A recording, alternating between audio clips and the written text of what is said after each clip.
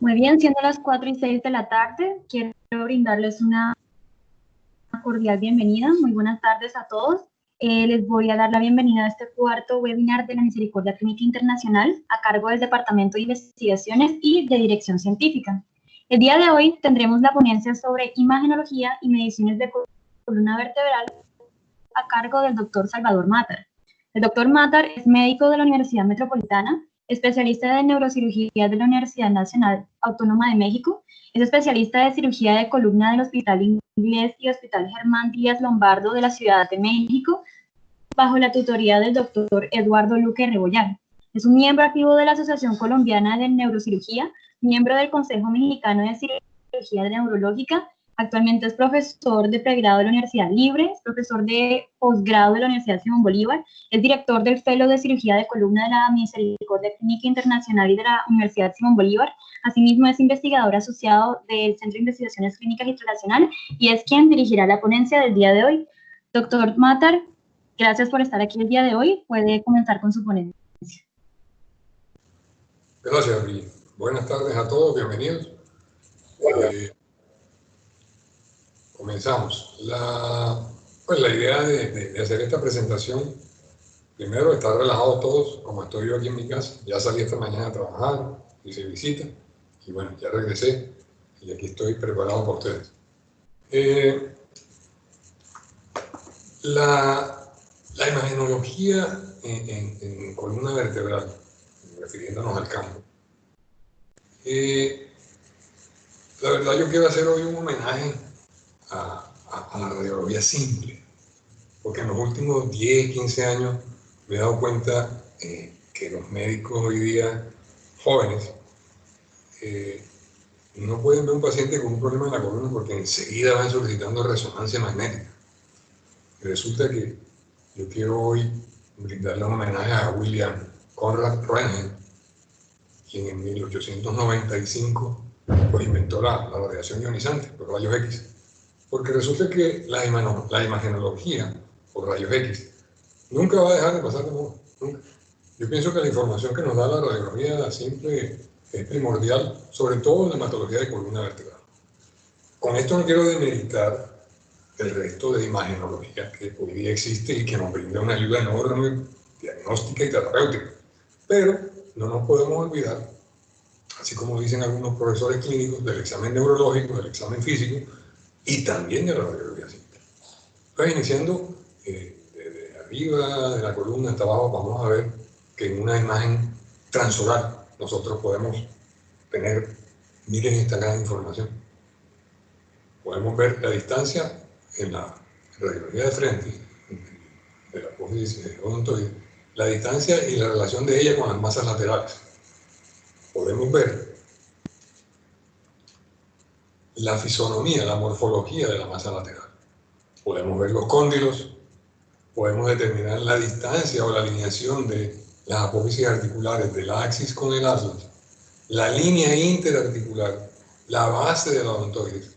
Como vemos aquí en la diapositiva de al lado, cómo hay una fractura de la odontoides tipo 2. Entonces, voy a insistir en la primera parte de la conferencia en la importancia que tiene la radiología simple. Observando esta diapositiva, esta radiografía, observamos, confirmamos que hay una buena alineación, una buena distancia entre el borde anterior de la odontoides y el borde posterior del arco anterior del atlas, del tubérculo anterior del atlas. Esta distancia normalmente se acepta en niños, hasta 5 milímetros en adultos, más de 3 milímetros ya es patológica, como observamos acá. La tomografía, con reconstrucción sagital, nos muestra exactamente la distancia, la podemos medir, de pronto es más exacta, y morfología del arco anterior del atlas, del tubérculo anterior y del resto de la patología ósea que pueda tener ese paciente. Radiografía de frente de la columna cervical. Miren, todo lo que nos estamos perdiendo. Nosotros aquí podemos ver las apófisis mucinadas, son estas. ¿Sí? Vemos cómo hay una disminución de la distancia entre una y otra en este paciente. Y aquí podemos inferir que este paciente tiene un problema a nivel de los agujeros de conjunción del lado derecho. Vemos e identificamos las apófisis espinosas, importantísimo en una AP, si no tenemos sagital, ver la distancia que sea simétrica, porque si hay una luxación de la columna cervical, podemos determinar que, o podemos inferirlo si hay un aumento en la distancia entre un par de espinosas. La lordosis cervical nosotros la podemos medir en una placa lateral, una imagen, trazando una línea tangencial al arco posterior del atlas y una línea en el borde inferior del C7. Normalmente tiene estos rangos, el promedio es de 40 grados. Podemos nosotros decir en un paciente si tiene hiperlordosis, rectificación de la lordosis o pérdida de ella. Igualmente en las proyecciones laterales, nosotros podemos determinar la morfología del pedículo, la alineación de la columna. Miren, aquí está perdida la lordosis, está casi en cifosis ese paciente. La disposición de las facetas articulares, la morfología del cuerpo vertebral, medir la altura, saber si está colapsado, si está fracturado. Lo que les decía de las distancias, el aumento de la distancia de las espinosas. No debe ser el aumento de la longitud, de la altura del cuerpo vertebral.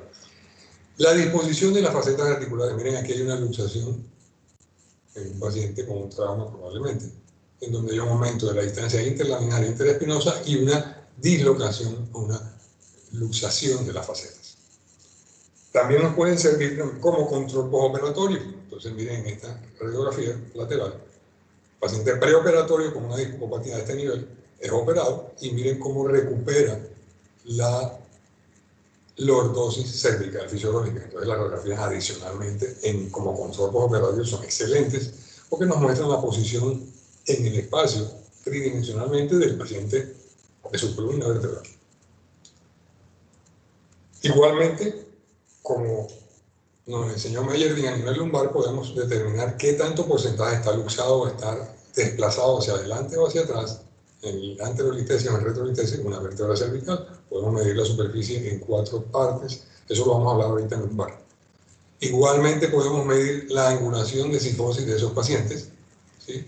Sabemos que a nivel cervical se acepta hasta 11 grados, ya cuando uno pasa a 11 grados de cifosis, estamos hablando de que ya es patológico en el paciente, como en este caso.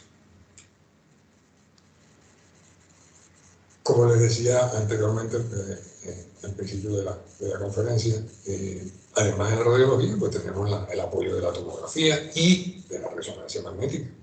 Nosotros con resonancia magnética podemos determinar, antes nos decían nuestros maestros, pues que el diámetro, con una mielografía que hacíamos antes, el diámetro sagital que se aceptaba mínimo nivel cervical era de 13 milímetros, entonces ahora con la resonancia nosotros podemos hacer esa medición, ya que nos puede dar un efecto mielográfico. Les decía que la mielografía ya hoy día no se usa, porque pues, la resonancia ha venido a reemplazarla. Es un estudio no invasivo que nos permite tener esa información. Podemos medir el conducto del agujero foraminal. Miren, este paciente tiene una estrechez de este conducto tiene 2.3 milímetros, el del lado derecho mide 4.6, podemos hacer comparaciones. A nivel de resonancia en los cortes axiales también podemos determinar que con esta simple operación matemática, dividir el diámetro sagital sobre el transverso nos debe dar menos de 0.4. Miren, en este caso nos daría más de 0.4 y es patológico. Patológico, evidentemente, miren la compresión que hay. Esto es una ayuda matemática, pero nosotros la imagen nos deja información suficiente como para determinar que el canal está estrecho, ya que indirectamente no vemos la imagen del líquido separorrefrido que se ve alrededor del conducto medular. Columna torácica. La cifosis torácica es muy difícil medirla desde T1 hasta T12, que sería lo ideal. Entonces, a nivel mundial, por convención, pues se ha determinado que la cifosis torácica puede ser medida de T4 a T12 o de T5 a T12. Entonces, tomando el borde superior del cuerpo vertebral, de T4, y el borde inferior, del cuerpo de T12. Hay un promedio que se maneja entre 38 y 40 grados en los pacientes normales. Eso va a ser muy importante, sobre todo en los pacientes con deformidades de la columna vertebral, ya sea enfermedades en pacientes jóvenes, una escoliosis idiopática, es un parámetro muy importante al determinar qué tipo de cirugía para la escoliosis se va a hacer. Y en los pacientes con deformidades del adulto, de los adultos mayores, los adultos viejos, nosotros el plan sanitario va a ser muy importante, mucho más importante que el plan normal. Por favor, ¿alguien puede cerrar el micrófono? Ok. Columna lumbar. La lordosis lumbar fisiológica, debemos medirla, ya sea del borde superior del E1 al borde inferior o platillo inferior del E5 o borde superior o platillo superior de S1. Tiene un promedio aproximadamente de 45 grados. Importantísimo, pues al saber que hay una rectificación de la lordosis o una inversión de la lordosis, nosotros vamos a poder determinar indirectamente enfermedades del paciente, ya sea en cadera, en columna lumbar, en articulación sacroiliaca, en el hueso ilíaco, en la pelvis. La imagen del perrito de Madame Lachapelle. Esta señora que nació en 1769 y murió en 1821 era una partera que se paseaba, iba de su casa al hospital con su perrito, y los radiólogos pues acuñaron este término, según lo que pude investigar, a esta imagen que se observa en una radiografía simple. Ese es el perrito, miren el perrito acá.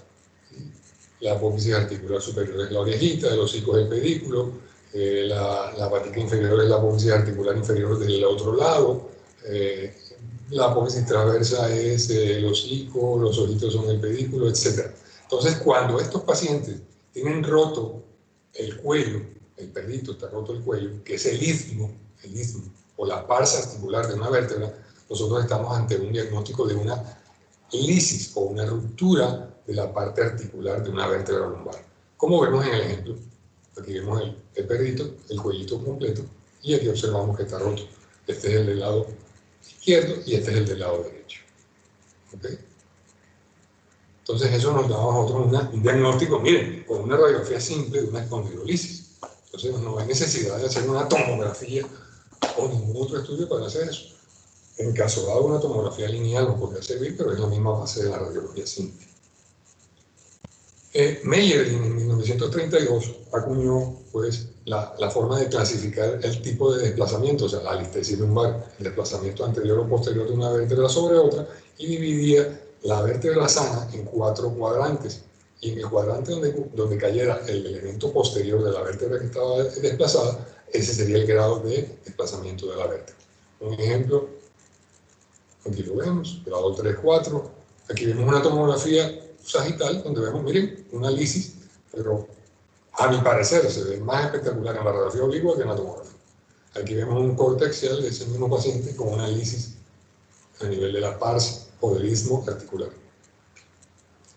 En 1954, igualmente, pues favoreció también la clasificación, y algunos artículos, algunos autores dicen que la clasificación de Tyler es un poquito más específica, más exacta, porque habla de porcentaje de desplazamiento. Entonces él creó una regla de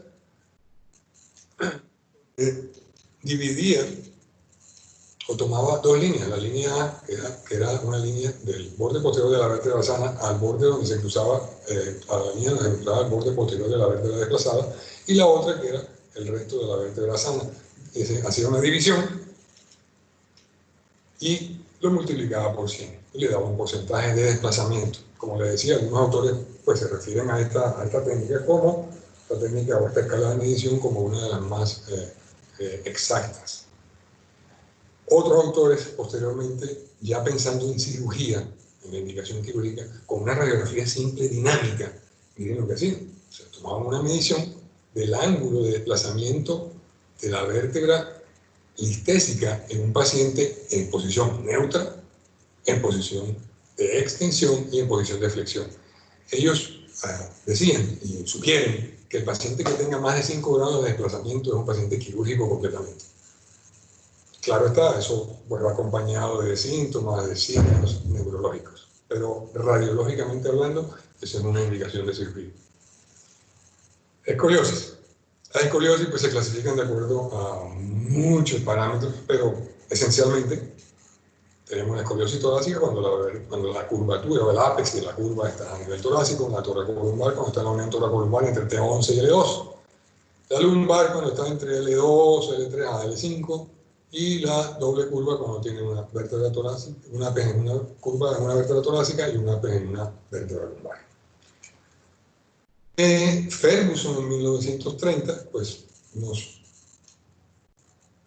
condujo a la medición de la escoliosis, de la curva escoliótica, de la desviación en el plano coronal, y él dividía en cruz las vértebras finales de la curvatura, las vértebras finales, y en el punto medio trazaba una línea que se encontraba con el punto medio de la vértebra apical, igual de la vértebra final inferior, trazaba otra línea donde se cruzara con el punto medio de la vértebra apical, y este ángulo que ustedes ven aquí, que se forma aquí, superior o inferior, era el valor del grado de escoliosis que tenía el paciente.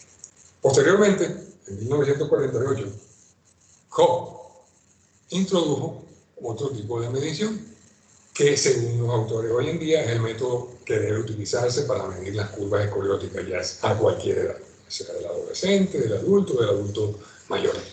Entonces, Koch supuso lo siguiente o predijo lo siguiente. Él analizaba el ápice de la curva y tomaba la vértebra más inclinada superior y la vértebra más inclinada inferior. Trazaba de la inferior, tomaba el plano inferior y trazaba una línea tangencial, paralela, y una línea paralela a la vértebra superior más inclinada.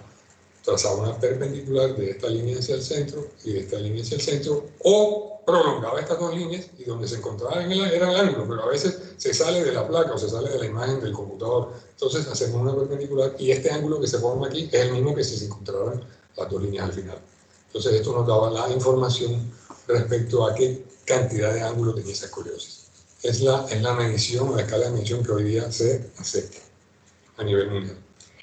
A ver, ha habido una serie de clasificaciones a lo largo de toda la historia, las más importantes en la historia, King, y hoy día la de Elenke. Nosotros en la clínica utilizamos la de Elenke, pues no es la completa, la panacea de las clasificaciones, pero es de las más cercanas a la realidad. Yo pienso que va a haber más clasificaciones en el futuro todavía que nos ayuden mucho más a clasificar una escoliosis y sobre todo a tratar de encasillar cada paciente y brindarle un planeamiento quirúrgico exacto, porque a pesar de esta clasificación de Elenke, al analizarla y al ponerla en práctica, usted le pregunta a 3 cirujanos de columna y los 3 tienen 3 opiniones diferentes, dónde comienza y dónde termina la instrumentación y qué tipo de maniobras se pueden hacer. Pero a pesar de eso, ha facilitado el idioma mundial, sobre todo para congresos y para discusiones de casos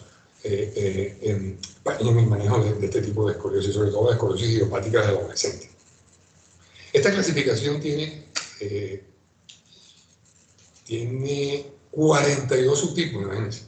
O sea, es un poquito difícil de aprenderse, pero lo importante es lo siguiente, que se manejan 6 curvas, 6 tipos de curvas. No voy a entrar en detalle, pero son 3 parámetros. El tipo de curva, el modificador lumbar, que nos va a decir si el ápice de la curva se acerca o no a una línea que nosotros trazamos en la mitad del sacro vertical hacia arriba, perpendicular al borde de la placa. Entonces se va a clasificar en A si los pedículos que coge el ápice están cerca de la línea, el B si coge por lo menos un pedacito de la vértebra final, y el C es si está bien alejado de la línea sacra vertical. Y el tercer parámetro es el modificador torácico. Entonces, nosotros a nivel torácico, ¿se acuerdan que les dije que íbamos a medir la cifosis torácica, que era importante para clasificar las escoliosis en los pacientes adolescentes? Nosotros vamos a medir la escoliosis. La medimos de T5 a T12, porque, como les decía, de T1, T4, T3 a T12 es difícil, pero con T5 a T12 tenemos casi un 90% de especificidad o de seguridad en la medición de los grados. Entonces, si tenemos menos de 10 grados, se le da un signo negativo. Si es de 10 a 40 grados, que se acuerdan que les dije que el promedio estaba en 38 a 40 grados, se le da un signo N normal o positivo si es hipersifótica, o sea, si la cifosis es muy pronunciada.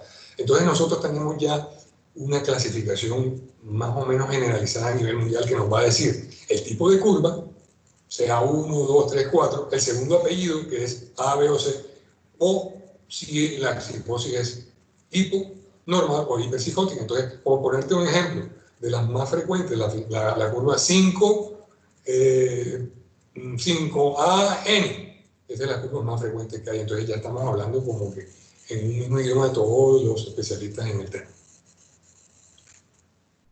Como les decía, nos ha ayudado mucho para determinar, encasillar cada tipo de paciente en su escoliosis y tratar de acercarnos en la mayoría de las veces qué tipo de tratamiento sería el ideal para cada paciente. Interesante saber que las proyecciones para evaluar una escoliosis en el plano coronal y sagital son proyecciones de pies, no acostados. Los pacientes deben estar de pies para que se determine exactamente cómo se comporta en el plano coronal y sagital y en la postura del paciente normal, cómo se comportan las curvas. Son imágenes estáticas, eso sí. Recomendaciones para estas placas panorámicas: que las manos vayan así hacia arriba, o que las manos vayan metidas dentro de la axila o dentro del hueco supraclavicular, para tratar de evitar que las escápulas se metan dentro de la imagen coronal. Esta es la imagen coronal de un paciente, la imagen sagital. Otra cosa, las proyecciones se deben poner con la marca del lado derecho de este lado, porque vamos a mirar al paciente por detrás.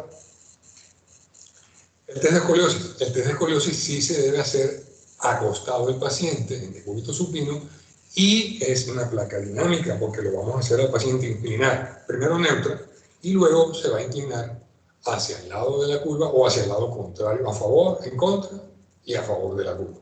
Ahí nosotros vamos a observar la misma medición que hacemos de la curva en el plano neutral, por ejemplo, de T5 a L2, vamos a medir acá de T5 a L2 en la lateral derecha, y en la lateral izquierda también de T5 a L2. Vamos a poder observar el comportamiento de la parte dinámica de la columna, de la parte dinámica de la curva. Eso nos va a decir a nosotros muchas cosas, sobre todo vértebra superior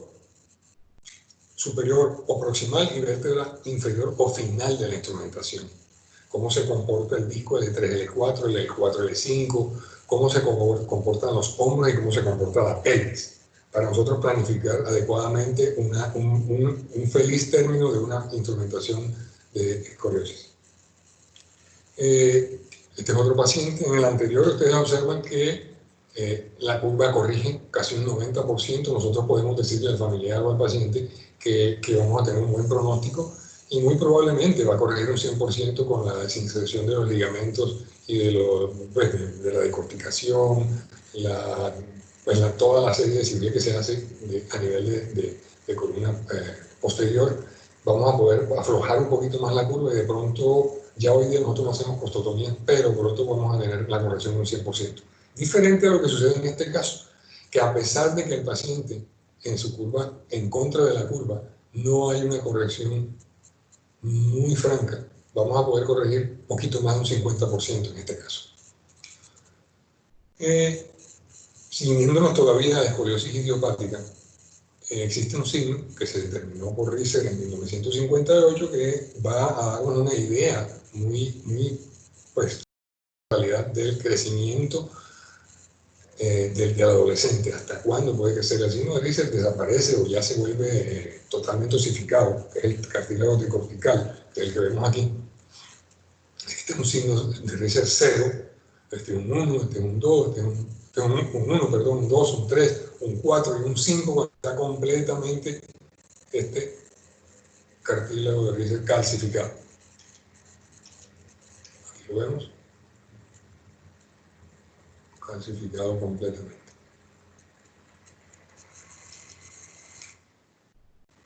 ¿Qué otra cosa tenemos que evaluar en la escoliosis? Me parece algo interesantísimo e importante: el grado de rotación.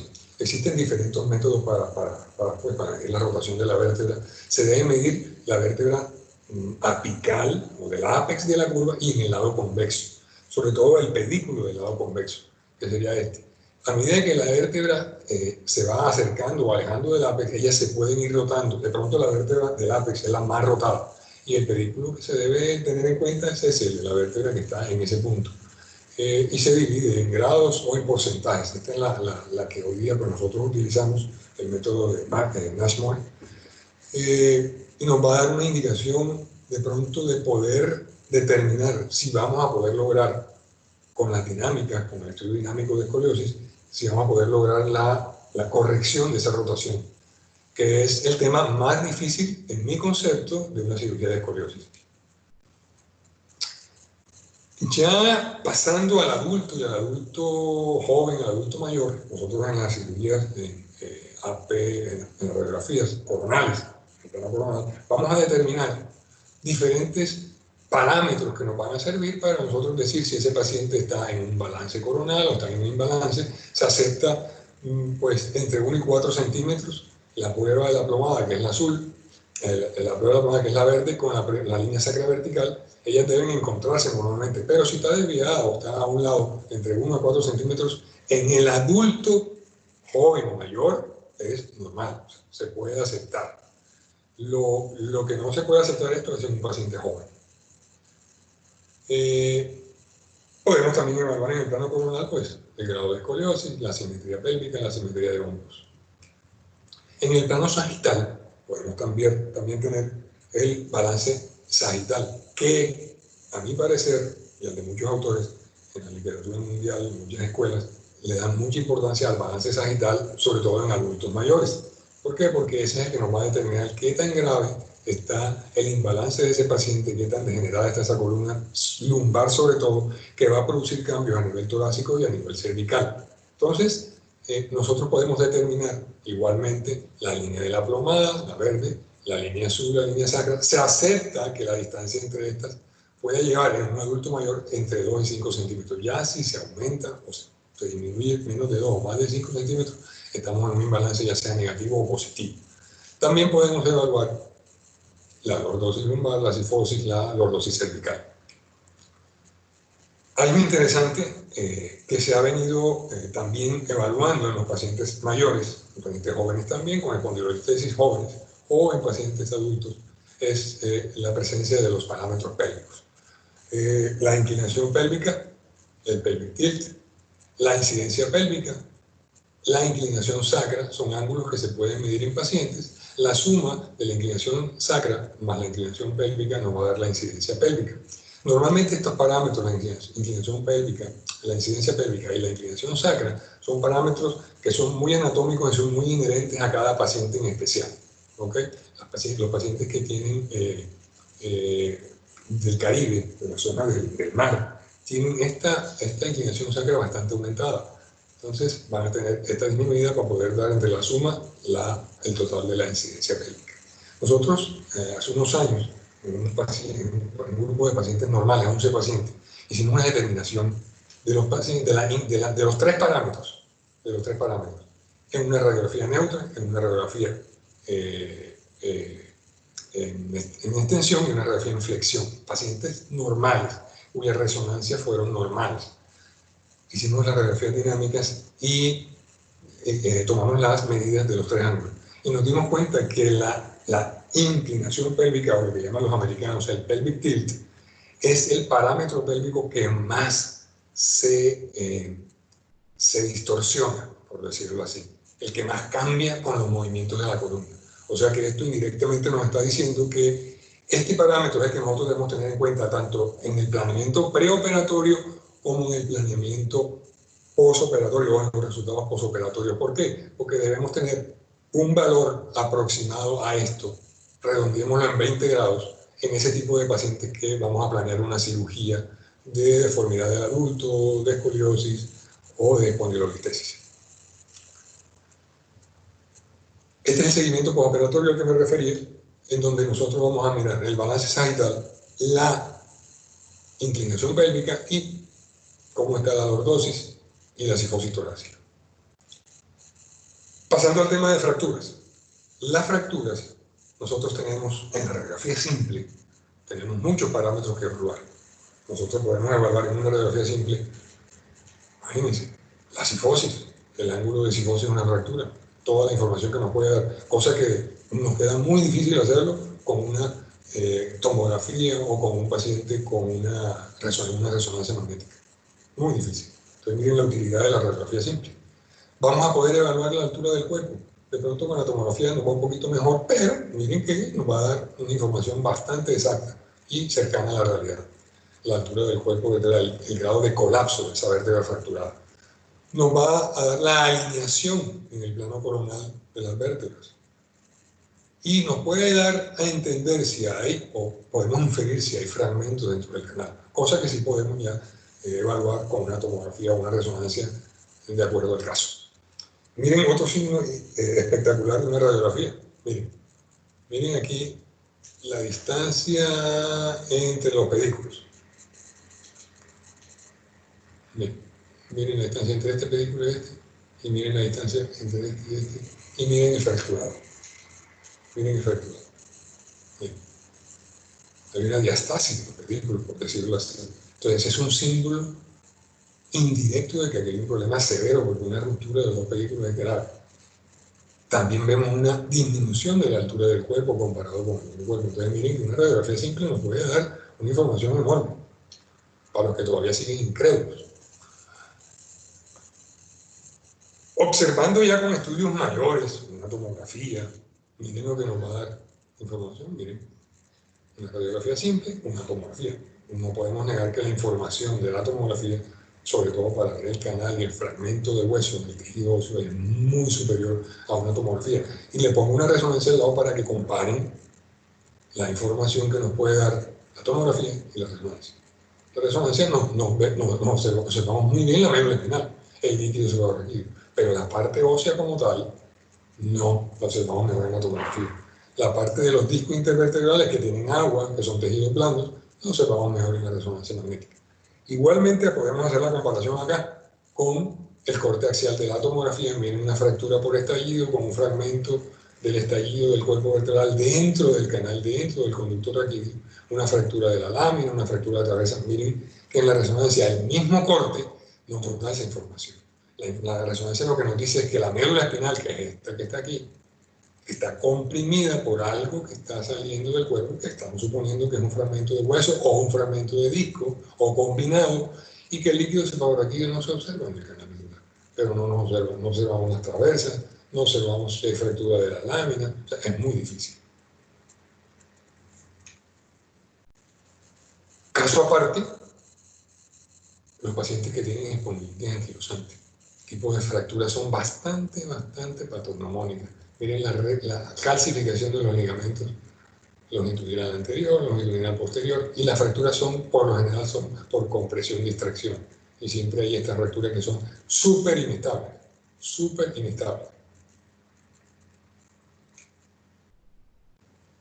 Discos intervertebrales.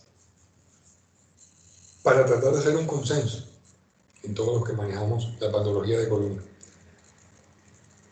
Cada zona corresponde a una letra de acuerdo a su color. Entonces las hernias discales, lumbares, nosotros las podemos llamar de acuerdo a su sitio. Entonces las centrales, las paracentrales, las foraminales o las extraforaminales, de acuerdo a su ubicación en la resonancia magnética. Aquí sí necesitamos la ayuda de la resonancia magnética para determinar pues, la morfología del disco, la ubicación del disco y el tamaño del fragmento discal que está herniado.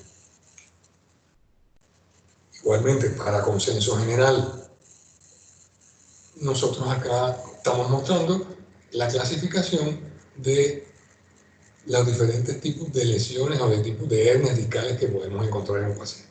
Desde el paciente sano, desde el paciente con un pequeño desgarro del disco intervertebral, un paciente con una pequeña protrusión del disco intervertebral, tengo un paciente con una extrusión porque ya se rompió el ligamento longitudinal posterior. En este punto quería hacer un énfasis, y es que idealmente el ligamento longitudinal posterior lo debemos observar con el T1 sagital de la resonancia magnética. Se ve espectacular la forma como está roto el ligamento longitudinal posterior.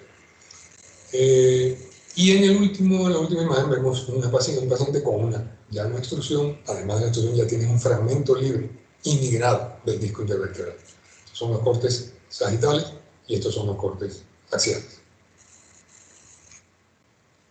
Si el paciente no coge ese camino de la hernia discal, sino coge el camino de la enfermedad degenerativa clásica de la columna lumbar, entonces, igualmente, para tener un consenso de términos, vamos a decir que este es un paciente con un disco normal, un núcleo pulposo en el centro, abombado, con una buena coloración en el tiempo T2 de la resonancia.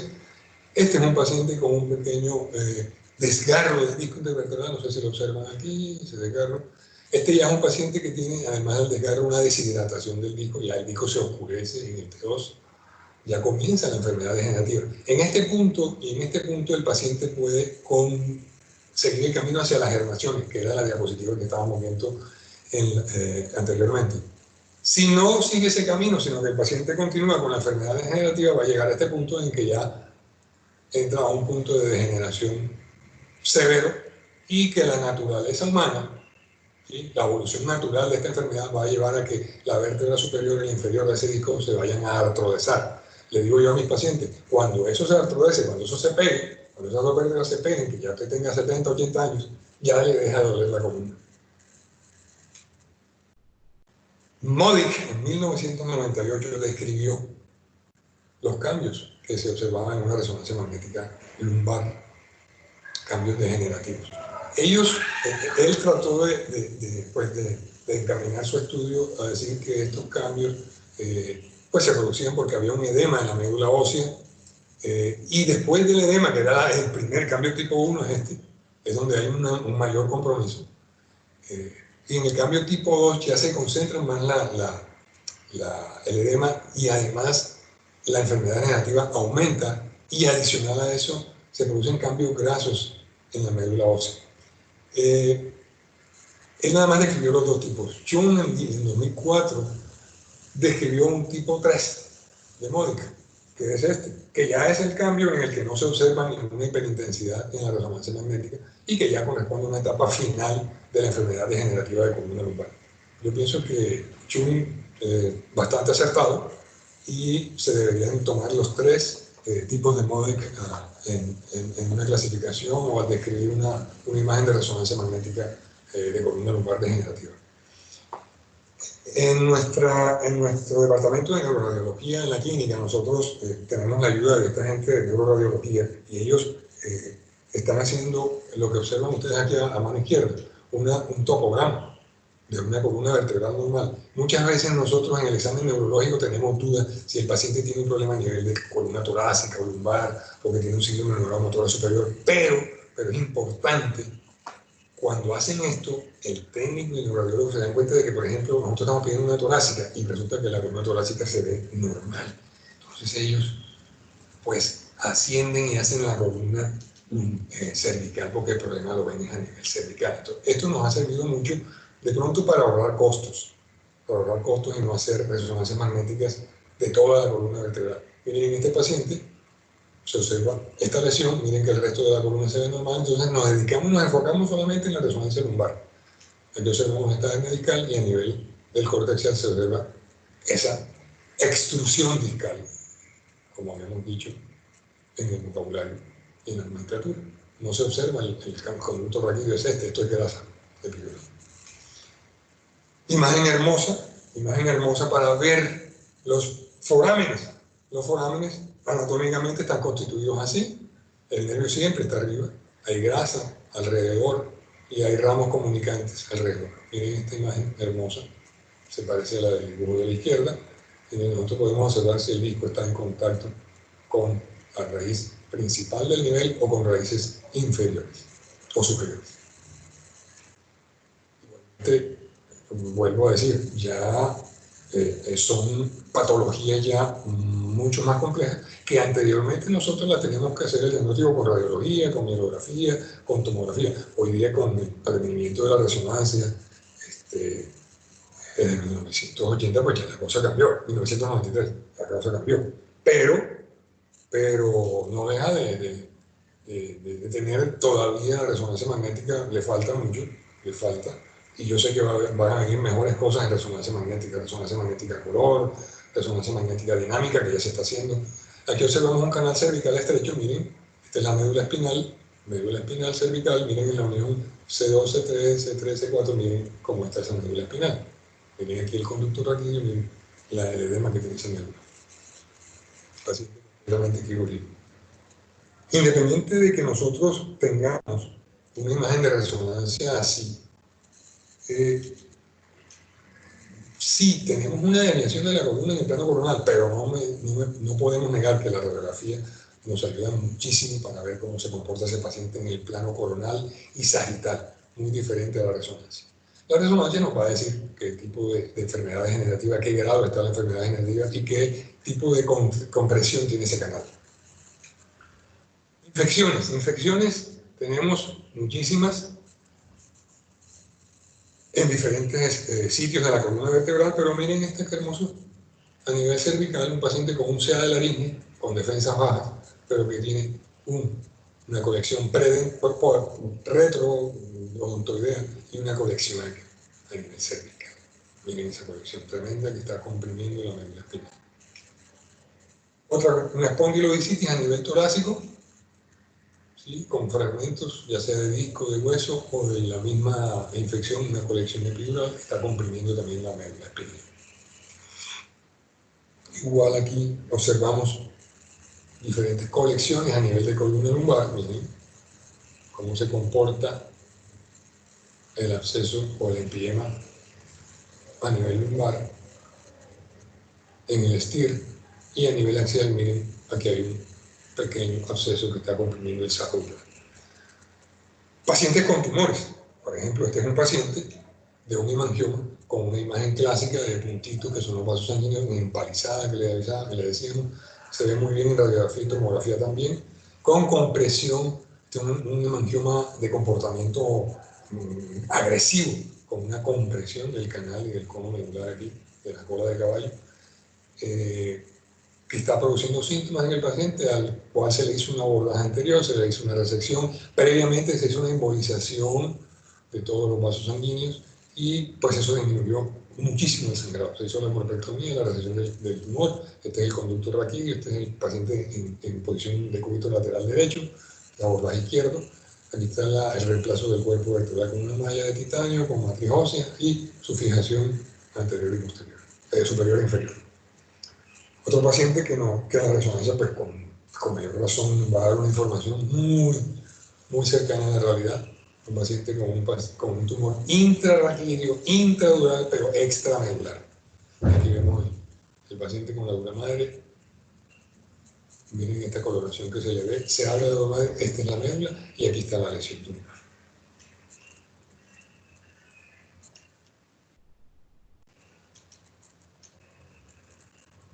Ahí observamos la lesión. Otro paciente con un tumor, pero este sí es intramedular. ¿Sí? Una lesión intramedular. Aquí se ve la dura madre, el abordaje posterior, cervical. Se ve la médula íntegra, bastante hiperémica. Se abre la médula y aquí está la resección completa de la lesión. Este es un paciente con un tumor en nervios periféricos. Miren qué hermosura de imagen. Esta es la imagen, un corte coronal, parasagital del miembro inferior izquierdo, que se observa un tumor, un neurofibrosarcoma del nervio ciático. Miren esa belleza. Este es el corte axial, miren las dimensiones que nos va a dar la resonancia magnética y miren el corte anatómico. Esta es la cirugía en vivo. Otros estudios imagenológicos que nos sirven pues, en la investigación de pacientes con patología de la columna vertebral, pacientes con sospecha de lesiones metastásicas, miren, una gamografía ósea donde observamos lesiones metastásicas tanto en columna vertebral como en el resto del esqueleto, tanto axial como apendicular. ¿Sí? Miren, metástasis en arcos costales, en hombros, en escápula. Le respeta las piernas, pero el resto del cuerpo, hasta el maxilar, tiene una metástasis. Maxilar derecho. Pacientes con sospecha de metástasis que están bajo tratamiento con radiocirugía o radioterapia convencional, que queremos saber si hay un seguimiento más estricto de la metástasis. Vemos que el paciente con un tumor en C1, un osteoblastoma, donde se observa el punto de hipercaptación en el PET, la tomografía por emisión de positrón. Con estudios imagenológicos que se añaden al resto de tomografía que teníamos. Perdón, ese es un SPECT, tomografía por emisión de fotones simples. Heridas por armas de fuego, por armas blancas, primero. Miren, la radiografía nos muestra un puñal que se está introduciendo dentro de la columna vertebral. Miren la tomografía, miren la reconstrucción tridimensional, miren la tomografía. La tomografía en este caso es mucho más, nos da mucha mejor información que la resonancia porque nos muestra la parte metálica. Esta parte metálica en la resonancia produce mucho artefacto, entonces las imágenes no son las mejores. Después de retirado el material metálico, podría hacerse una resonancia de control en el postoperatorio de pronto para ver evolución del paciente a futuro, ¿no? Que no haga una sinomelia postraumática, hematoma, etc. Esta es una imagen de la cirugía en donde se está haciendo una laminotomía del lado de la lesión y aquí vemos el puñal.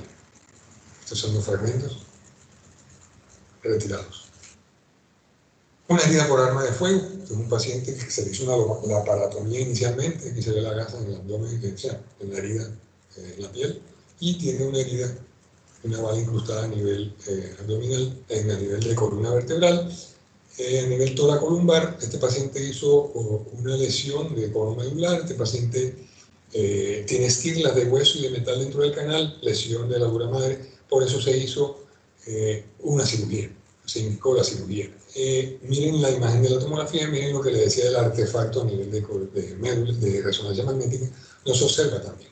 Miren la comparación de una tomografía, donde se observa el proyectil, las estirlas metálicas del proyectil, de hueso. En cambio, en la resonancia no lo podemos determinar. Aquí sí. Miren la herida, el proyectil como se observa en la resonancia. Esta es una imagen del proyectil a punto de sacarlo del cuerpo vertebral. Lesiones de plexos, sobre todo lesiones de plexo braquial, cervical y braquial. Estas son imágenes que hacemos en el departamento de neuroradiología, donde estamos poniéndole ya un poquito más de mejora a las imágenes. Se están haciendo tractografías en columna cervical, torácica, lumbar, y para plexo estamos tratando de implementar un software en el que lo vamos a ver de colores. Miren la lesión que se observa aquí del plexo, de las raíces ya de los troncos primarios superiores. Podemos observar pseudoquistes en lesiones del plexo braquial, como se observa aquí, pseudoquistes en la resonancia magnética, y que nos van a inferir o dar una información indirecta de que hay una lesión del plexo braquial, una abulsión de las raíces del plexo braquial. Retomando los estudios anteriores, recordando la mielografía que hacíamos anteriormente, hoy día sigue indicada en algunos pacientes, por ejemplo, que queremos ver el comportamiento de una instrumentación lumbar. Queremos saber cómo se comporta ese paciente después de instrumentado, después de fijada la columna. No existe ningún estudio que nos lo muestre, solamente la mielografía dinámica, por radiografías dinámicas. Porque de pronto en las radiografías dinámicas simples se puede ver si hay un movimiento, pero con la mielografía incluida, o la mielotac, vamos a tener un poquito más de más información. Igualmente, hay pacientes que tienen marcapasos y nosotros no podemos hacer una resonancia magnética, está contraindicado por el cardiólogo. Entonces, tenemos que llevarlo al paciente a una mielotomografía, donde vamos a tener una observación del conducto raquídeo por el contraste y de los discos intervertebrales. Este paciente es normal, no tiene ningún problema. Discografías, todavía las hacemos para ver cómo se observan los discos. Este es un disco sano que se observa como un exudado algodonoso, como una mota de algodón, como dice la clasificación. Este paciente es normal. Este sí nos muestra un disco sano acá arriba, y un disco que se sale el contraste hacia el canal, hacia el agujero. El disco TAC, miren, este paciente con un disco normal arriba y un disco patológico abajo, pacientes que no se les puede hacer resonancia magnética o que tienen discos negros en la resonancia y que nosotros queremos saber el comportamiento del disco ya que la discografía es un estudio dinámico del disco intervertebral. Entonces, este es un paciente que muy probablemente va a tener indicación quirúrgica, miren eso. Complicaciones pues tienen todos los médicos que operan, todos. Complicaciones que se pueden observar, en este caso, hematomas después de una resección de un tumor aquí. Se puede hacer tomografía después de una radiografía sospechosa de que los tornillos no estén dentro de los pedículos. Miren, en este caso, los tornillos ambos están fuera del pedículo, igualmente acá en ambos niveles, ¿no? Este es el L4 y este es el L5. Ambos tornillos están fuera. Pacientes con vertebroplastias fallidas, los pacientes que tienen y que se les inyecta cemento, miren cómo el cemento se va hacia adentro del canal y comprime la médula. De pronto se ha descrito que la lesión que se produce a nivel de cono, de cola de caballo, de médula espinal, no es tanto por el cemento que se sale hacia el canal, sino por la temperatura que tiene este cemento. Por eso hoy día se están usando cementos de temperaturas más acordes a la temperatura del cuerpo humano. Una cirugía con una cervical perfecta, pero el paciente se queja de disfagia. Se hace un trago de bario y miren cómo se regurgita el contraste hacia arriba, el trago de bario. Los espero mañana. Mañana haremos ya el complemento de la imagenología, hablando de trauma raquiomedular en sí, clasificaciones, diagnóstico, tratamiento, qué recomendaciones podemos hacer al respecto. Dejamos un tiempo prudente, creo, para preguntas y respuestas y para si alguien tiene alguna intervención. Muchísimas gracias, doctor Matar. Como dijo el doctor, bueno, en estos momentos abrimos el espacio para preguntas, inquietudes o observaciones que tuviesen acerca de la charla.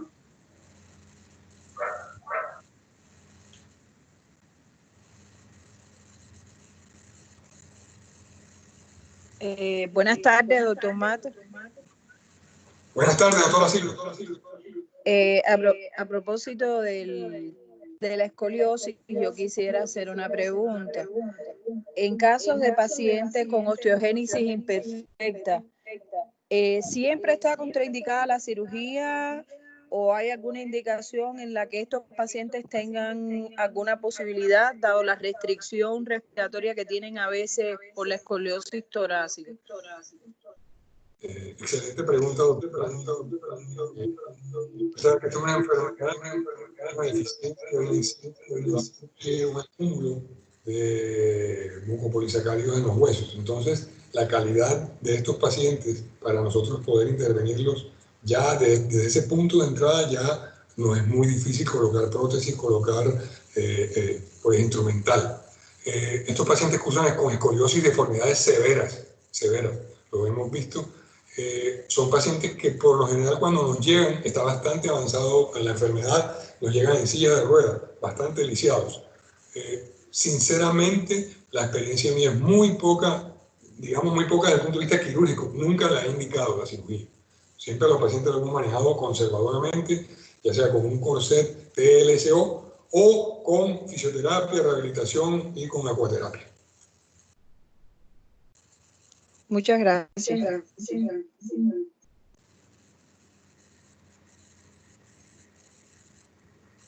alguien tiene alguna otra pregunta, este es el momento para poder realizarla.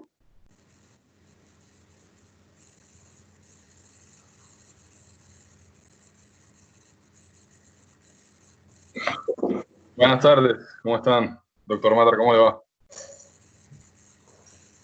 Buenas tardes, ¿quién es? Buenas, mucho gusto, Moisés Matar, estudiante de 10º semestre de la Universidad Javeriana. Quería hacer una pregunta muy específica sobre su experiencia manejando tumores dentro del cuerpo vertebral. Quería preguntarle si tenía algún tipo de manejo diferente en los pacientes que estuvieran en protocolo de fin de vida, dado que en el Hospital San Ignacio estamos viendo muchos pacientes que tenían seguimiento para instrumentación, para intervención, que no se pudo hacer el procedimiento dado que pues tenían concomitantemente el coronavirus y tenían muchos factores de riesgo. Si había algún tipo de terapia paliativa, si había algún tipo de terapia oncológica que conociera, que estuviera utilizando al respecto. dado que son un sitio de baja perfusión, difícil acceso. Moisés, excelente tu pregunta. Te confieso que te estás adelantando a una conferencia que teníamos planificada para la otra semana de tumores de la columna vertebral, manejo integral. Pero no importa, te voy a hacer algunas aclaraciones sobre tu pregunta. Hoy día, durante el transcurso de muchos 100 años, ha habido múltiples clasificaciones, múltiples formas de manejo de los tumores benignos, malignos, ya sean metástasis dentro de la columna vertebral. Hoy día hay unas conductas casi que ya tomadas de por sí en centros especiales en el mundo que nosotros seguimos. Existe una clasificación que nosotros podemos determinar en un paciente desde el punto de vista imagenológico: tipo de tumor, forma de invasión a la columna, tipo de compresión de la médula espinal y signos y síntomas del paciente. De acuerdo, y la presencia o no de inestabilidad en columna vertebral, que la inestabilidad en columna vertebral por patología tumoral es muy diferente a la patología traumática de columna o la patología degenerativa o la patología escoliótica. Entonces, con esa clasificación nosotros podemos encasillar a los pacientes en grupos de pacientes.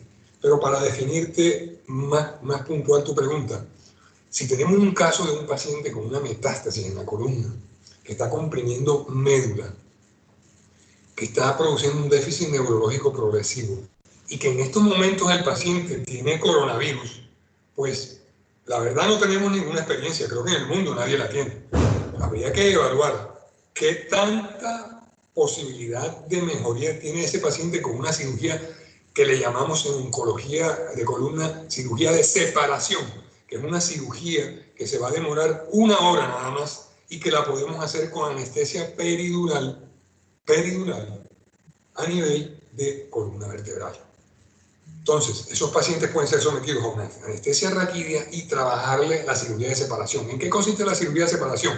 Nada más en hacer una descompresión del canal medular, ya sea con una laminectomía, con una foraminotomía, con una vertebrectomía parcial, y dejar al paciente sin instrumentación para someterlo posteriormente a una radiocirugía estereotáctica.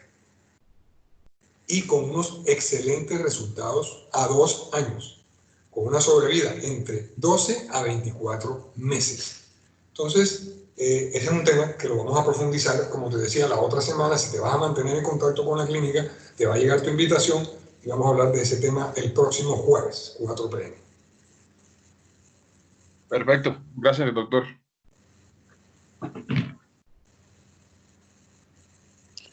Salva, buenas tardes.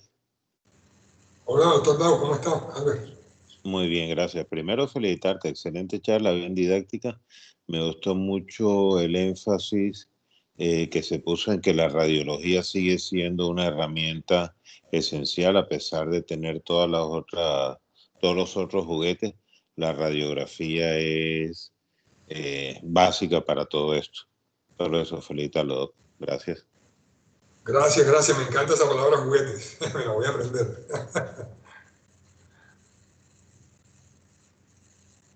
Bueno, si no hay más preguntas, doctor Matar, quería agradecerle por esa presentación el día de hoy.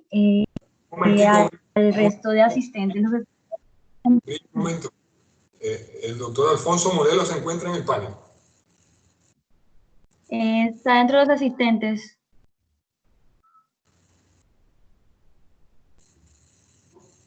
Alfonso, Morelos, ¿estás por ahí?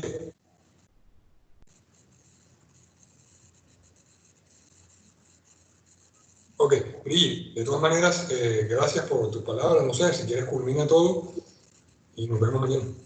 Perfecto. A todos, muchísimas gracias por su asistencia el día de hoy. Los esperamos el día de mañana en la charla de trauma raquimedular. No más. Muchas gracias por todo, doctor Mater. Gracias, Bri. Gracias por todo, por toda tu colaboración, por tu apoyo. Gracias a todos por su asistencia. A usted.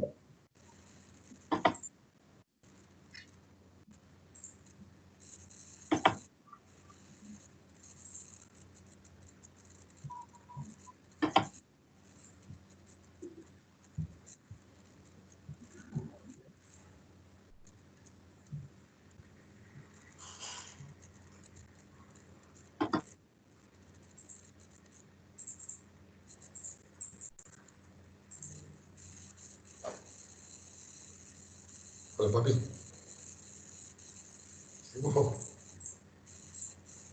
Lo mismo.